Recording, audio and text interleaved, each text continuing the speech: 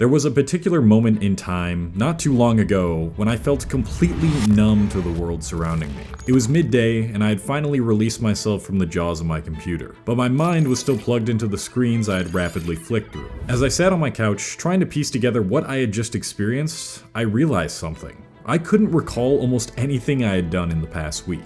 It's normal for humans to forget most things that are a part of their daily routine, but I thought I would have at least one memory that I could look back on and describe vividly. Time seems to be going faster the older that I get, and as much as I'd like to enjoy the present moment, its elusive nature makes it instantly disappear before I even have a chance to feel like I'm in it. I want things to slow down, even if temporarily. In fact, I need them to so I can look back and say that I lived with as much intention as I could. And thanks to a series of moments that followed this event, I can now say with confidence that the present moment is something that I can grasp, even while it's sliding through my fingers. I have always been a pretty anxious person. I think I fully understood why I was worrying about my future, or whether I had said the right thing to that one person, or whether this one thing was gonna work out or not, when I went on vacation last month with my family for the first time in years. We decided to explore 5 different cities in Italy for 2 weeks, with the train being our method of transportation in between each one. And on each day of travel, I could feel the fast-paced uneasiness that my mom, dad, and sister were exuding as we scrambled to pack up our things and run to the gate where our train was located. I can't even recall how many times the words, "We gotta go, hurry up, and come on," were repeated. And it was relieving in that moment, but also slightly off-putting to know that I probably inherited this trait of being so anxious. But since starting self-development, I've never been one to play the victim. Sure, I could have maybe inherited some anxiety-inducing gene from my ancestry, and that could lead to me stressing about things that other people can handle with calmness, but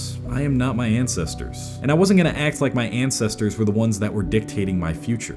I was, and I still am. Time away from your routine can teach you a whole lot, enough to be able to make 2 videos about the same vacation, apparently. But one of the biggest lessons it can teach you is how to notice more of what's always been there. Something I instantly noticed that differentiated Italy from the United States was how walkable the streets were. In order to get from one side of the city to the next, all you would need to do is pull up Apple Maps and walk for, at maximum, 30 minutes. There were main streets where cars did the majority of their travel, but almost all of the other streets were either made of full cobblestone and or had hordes of people walking in them. I've always been pretty conscious of how the structures of cities influence how people interact in them, but it's a whole nother thing to actually experience this in person. You could feel the strong sense of community that was brought about by the proximity and walkability of each location, with the most notable being the amount of people just posted up hanging outside their apartments or houses, and the tables set out in the street in front of almost every restaurant. In Chicano, the small town about an hour outside of Rome where my grandmother was born, pretty much everybody in that town knew everybody else. On the second day I was there, one of my cousins, Giorgio, took me around the city to sightsee, and he greeted almost everyone we walked by as if they were an old friend. When we made it to the town square, we passed by these 3 old ladies sitting on a bench. "You see those ladies sitting there?" he said. "Those are like the town gossipers. If you ever want to know about someone who just moved here or get the latest news on current events, you just talk to them. These cities persuaded you to interact with your fellow humans more, and as a result, I began to pay more attention to the faces of others I was walking by. I was more inclined to flash a smile or a greeting, too." After this experience, I reflected on just how much I don't pay attention to a lot of my surroundings because the environment I'm in makes my brain deem it as unimportant. I had to willingly decide to make my brain notice the little things about others while I'm in America, but in Italy it comes almost effortlessly. And that got me thinking, I wonder what Americans pay more attention to than Italians by virtue of our environment being set up the way that it is. But in the meantime, the answer to that question is unimportant. For the last full day we were in Florence, my mom booked a bike tour that took us all the way up to the Tuscany hills. When you go to a place so renowned for its beauty, you can expect to see jaw-dropping views and layers of olive trees scattered across the hills. But the thing that caught my eye the most was just how much detail was put into each of these buildings. Here I was, standing in the same place that Leonardo da Vinci must have been contemplating his next piece of art or scientific discovery, and almost all of the structures looked just like they did back in the 15th 15th century. Italian architecture is not just known for its intricate sculptures, arches, and columns, but also for its fortitude and longevity. To be able to create these different houses, churches, and temples that can stand the test of time must only be possible due to people with an insane attention to detail. And when you get a glimpse of all these things up close, these inanimate objects start to influence you to pay more attention to the finer details within everything. The advice that's most often given to ease anxiety and be more at peace with the present moment is to expand your field of view. This means to place yourself somewhere in which you can get your eyes to focus on not just one particular thing, but also what occupies your peripheral vision. This is why looking out at a vast ocean or up at the sky can be so calming, because your brain isn't deliberately scanning anything specific in your environment and isn't bound by any space. But what I think can be just as easing for the mind that is often overlooked is the complete opposite, to start to shift your focus to the little things. When I became influenced by the enclosed space of Italian architecture I was surrounded by and concentrated on how each board, each brick, and each carving was expertly sculpted, that too gave me the same sense of awe and peace that looking up at the sky or staring at the horizon across the sea gives me. And all that anxiety I was feeling about getting to our next destination, or how I hadn't posted a video in almost 2 weeks, or how I hadn't eaten any solid protein sources except pizza and pasta, started to fade away, because I realized that I was too immersed in this city, which required me to pay attention deeply if I didn't want to run the risk of missing out on what was actually here. After those 2 weeks were over and I had returned back from my work, I assumed that the stress relief and excitement to get back into my work was due to the fact that I was detached from the work that I love for so long. But it wasn't just that, it was also due to the biggest lesson that Italy taught me. The lesson about seeing versus looking.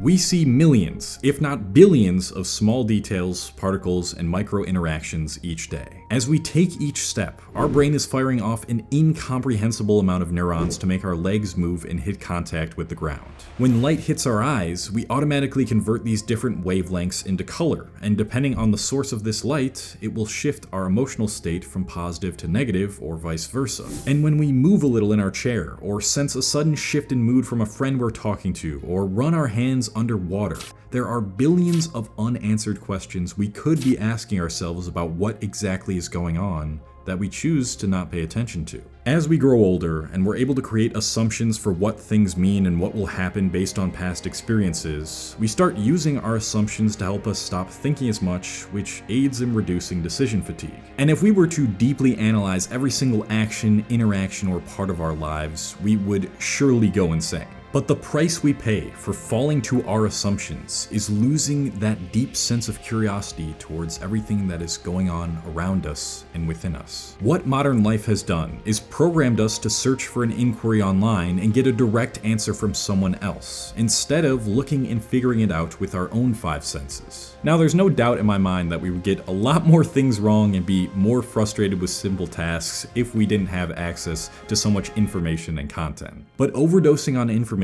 will numb your curiosity completely and make you forget about the excitement that comes from contemplating the little details. Now, every time I start to fall into the trap of overthinking what doesn't actually matter, I proactively decide to start overthinking the things that do. I decide to ask more questions about how this desk was built, or how I could make this one part of my video better, or why I couldn't just try and do the complete opposite of how everyone recommends I should do this one thing. Curiosity combined with vision and execution is the formula for all of humanity's awe-inspiring achievements. The Italians knew this, and they never gave it up at the cost of thinking that they already have things figured out. The very reason that they knew there was always so much more to learn was why each piece of craftsmanship makes you feel some sort of human connection when you view or touch it. They knew that focusing on what's in between the lines, and not just the lines themselves, allowed time to slow down. And by expanding the present moment to feel longer through deliberate thinking, action, and contemplation, all space for anxiety to exist in the mind is squashed. I can only imagine it's part of the reason why they're always standing outside, taking things slower, looking at the hundreds of people walking by daily, wondering what sort of world each individual inhabits, and what they can learn from these people. If you want to feel a deeper connection to your body, the earth, and the people who surround you, All you need to do is make a conscious effort to look closely instead of just merely seeing. And when you start getting so deeply involved in each little thing, and even the negative aspects of life give you a reason to wonder and ask questions, you've cracked the code of becoming a lifelong learner. It doesn't require you to take a 9-hour flight across the sea to a different continent and stare at a bunch of sculptures of naked men for several hours. It's something that you can feel every single day if you just start paying attention. It takes a lot to get to the point where you can start to gain the self-awareness needed to know when you're starting to fall away from this state of looking versus seeing. And I know that I still forget about this from time to time, and I also fall back into that state of numbness. But now it doesn't impact my life nearly as much due to all the inner work that I've done. If I was still early in the process of discovering myself, escaping the endless cycle of bad habits, and becoming more mentally tough so I could meet every challenge with tenacity, I wish I would have had more guidance and resources. And that is why I created my Self-Mastery School. The Ultimate Self-Mastery course is a holistic guide to strengthening your self-awareness, accepting your flaws, building better habits, and creating a fulfilling life. It's a culmination of everything that I've learned and applied over these past 7 years of self-development that has gotten me to the most peaceful, purposeful, and financially free place that I've ever been. With YouTube videos, it might feel like you're super motivated right after watching them, and you might even take action based on the advice you receive, but more often than not, most people just end up going back to their old ways. And I know this because that was me for a really long time. I've specifically designed this course to eradicate that from happening anymore by providing worksheets with each video so you can actually apply what you've learned in real time. And that is much harder to do with just a simple YouTube video. But what is easily the greatest part about this course and the most fun part about this course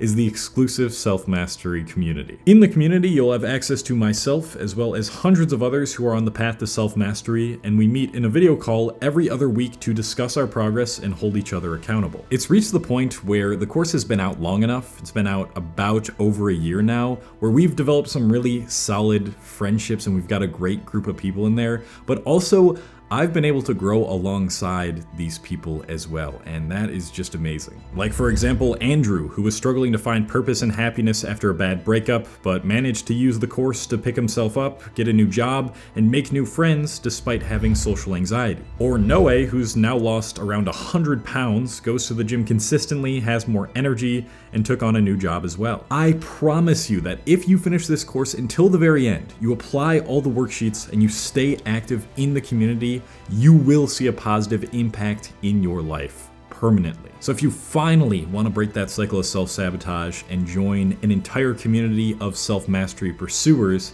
then you can click the first link in my description, which is cole-hastings.com/self-mastery. When you're there, you can watch the intro video to see if the course is right for you, and I hope to see you in the community because honestly, guys, just join. You will not regret it. Thank you to all my patrons on Patreon. This is a platform where I put out exclusive content, and you can talk to me on the phone over there. If you want to check that out, link in the description. And if you enjoyed like these self-improvement videos where I change your perspective, check out the whole playlist of self-improvement videos that I have. You might love it. It might do the same things that this video maybe did. Well, maybe it did something because you're still watching, you're still here.